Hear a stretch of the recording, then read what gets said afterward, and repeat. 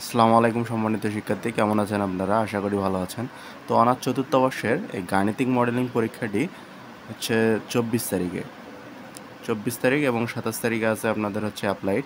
তো আমি গাণিতিক মডেলিংয়ের জন্য একটা সুন্দর একটা সাজেশন বানিয়েছি আপনাদের জন্য, খুবই শর্ট সাজেশন। এর আগেও কিন্তু আমরা বেশ কয়েকটি সাজেশন দিয়েছিলাম।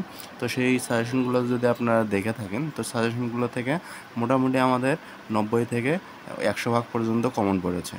তো আমরা আশাবাদী যে এই সাবজেক্টটাতেও মোটামুটি একটা আপনারা কমন পাবেন। খুবই সংক্ষিপ্ত একটা সাজেশন দেবো, সেখান থেকে আপনারা মোটামুটি ভালো একটা কমন পাবেন। এখানে লক্ষ্য করুন, 2018 সাল থেকে 2018 সালের যে প্রশ্ন আছে, 2019 সালের যে প্রশ্ন আছে এবং 16 সাল এবং 17 সালের যে প্রশ্ন আছে, এখান থেকে আমি ডাইরেক্ট ইন্ডিকেট করে দিয়েছি যে কত কত নাম্বার। কারণ এক একজনের এক এক বই, কারো সায়েন্স ভিউ প্রকাশনী, কারো তুহিন প্রকাশনী, কারো আবার হচ্ছে তিতাস পাবলিকেশন।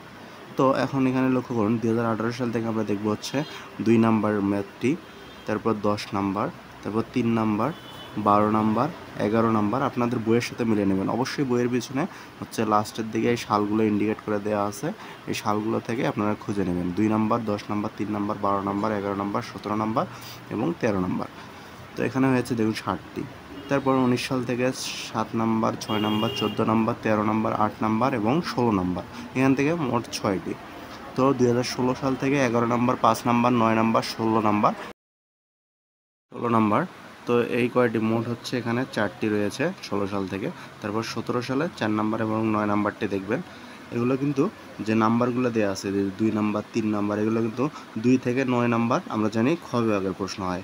তারপর 10-এর পর থেকে এগুলো গ বিভাগের প্রশ্ন হয়। আবার দেখুন এখানে 2 থেকে যেগুলো 9-এর মধ্যে আছে সবগুলো কিন্তু খ বিভাগের, আর বাকিগুলো হচ্ছে গ বিভাগের প্রশ্ন। এখানে লক্ষ্য করুন, আমি মোট 19টি প্রশ্ন দিয়েছি এই অধ্যায়, মানে এই গাণিতিক মডেলিং থেকে। তো এই 19টি প্রশ্ন আপনারা যদি গুরুত্ব সহকারে পড়েন, এই 19টা প্রশ্ন কিন্তু খুবই গুরুত্বপূর্ণ আপনাদের এইবারের জন্য অন্তত। তো আপনারা এই 19টা প্রশ্ন যদি খুবই গুরুত্ব সহকারে পড়েন, ইনশাআল্লাহ আপনাদের ভালো একটা রেজাল্ট হবে।